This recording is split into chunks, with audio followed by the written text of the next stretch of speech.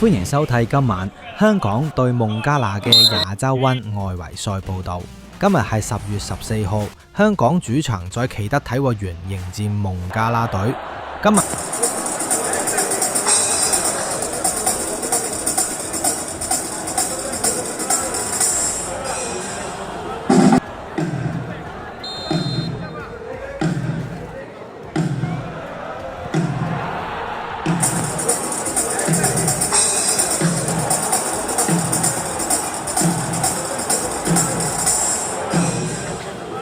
比賽最終以1-1平局收場。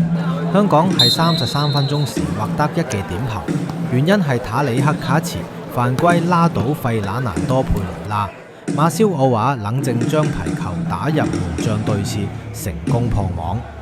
比賽進行到第76分鐘成時，香港隊因為奧利弗格別領到第2張黃牌被逐出場，只剩10人應戰。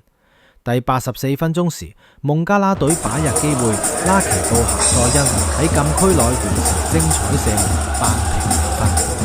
比賽仔可容納5萬人嘅啟德體育園舉行，球場以超手一空，現場氣氛熱烈沸騰。符合天幕後，觀眾嘅歡呼聲更喺場館中營造聲浪。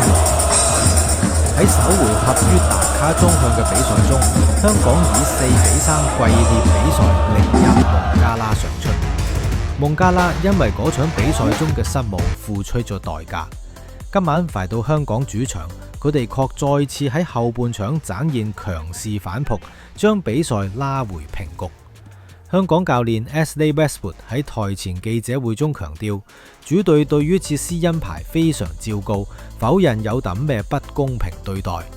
呢場平局讓孟加拉隊喺外圍賽中被動出局，而香港隊則保持不敗姿態，跟着喺 C 組領先。